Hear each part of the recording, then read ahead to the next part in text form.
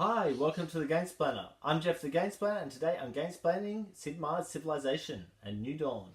So, it's been a year since I have done the videos for Civilization. What do I think of it? Have I played it? All those questions will be answered. The first thing is I have played this once only. Like last week, if you have a look back at Scoville, you'll notice I've played that once only. I'm finding that happens a lot, an awful lot, and I'm not a real fan of it. This game, however, I found is quite difficult to get to the table simply because of what the game is. In essence, you are building your cities and building protection around it. But if you play most of your games with someone whom you don't really want to attack, it's not really in your wheelhouse, this probably isn't the game for you. If you play this game with multiple people, and then they start attacking and you are not used to the attacking because you play with your wife, it feels really weird. I understand attacking, I get attacking in games, I get fighting in games. That's not a problem to me. It's just there's a different way of play, so it's not really landing well with me. I am, however, glad that I have this version. There are a number of versions of the Sid Meier Civilization game. I find this one works really nicely and works through really nicely, and you can watch my Gamesplanation to see how the game itself plays.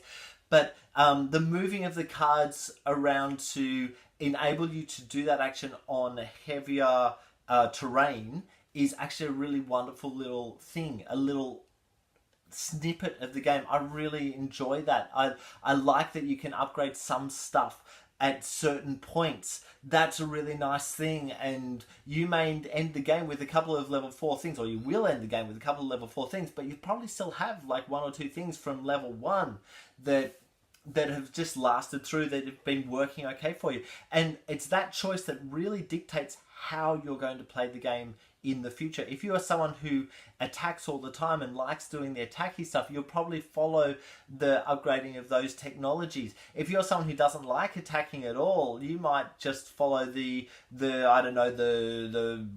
cart technology, which allows you to get further or get to other cities. There's so much stuff going on in this game.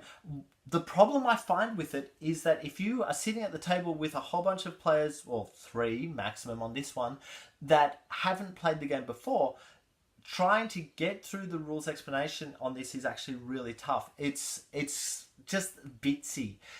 It's not that it's real hard. There's just, you need to explain what each of those different elements do as a starting point. Because unless you actually understand that, you're kind of stuck in the water. So there's basically the basic gameplay of, okay, I can take this one from this level, that's going to allow me to do this, so that's saying what the cards are, at this level. But then that one moves down to the beginning again, and everything else pushes up. So you've got to wait till that all pushes up. But if you really want to do that again, you can just do that again, but only on the first level.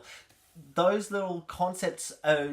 They take a little bit to sit in or to kind of explain, especially when there's a whole bunch of stuff going on at the table. I don't know if this one will get back to the table. I mean, I would like to think it will. I would like to think that every game on my shelves will get back to the table, but I just don't know if this one will make it.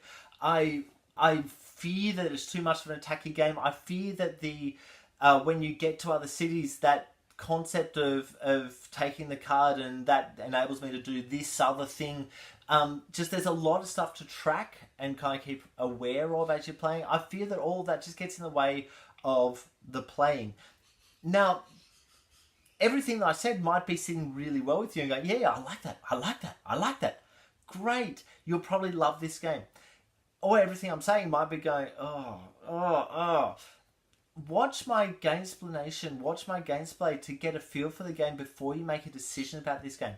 I am glad that I have it. I am also glad that I have this version of the game, not one of the older versions of the game. Not that I've played the other older versions, but I fear that they would be too crunchy and really have zero chance of finding their way to the table. Whereas this one has a chance, has a possibility of hitting the table. The box on this one says it's a 1 to 2 hour playtime. I'm assuming that's because of the different player count. So with 2 players, it should theoretically be able to be played in 1 hour. With 4 players, you'd probably get up to 2 hours easily. The other games, I believe, I haven't looked into it, but I believe they play a lot longer than this one. So this kind of, it does run through fairly quickly and fairly straightforward and we understand what's happening. There's a lot of choice going on. Having your head in the right space to be able to go after these specific cards that are out. The map can be different every time. All of these things, they're really good things. I just think this game itself and me personally don't sit well together. Having said that, I would still like to play it again with people who like this style of game. There's no point in trying to play this game with people who dislike civilization building games or games that are going to make them use that part of their brain.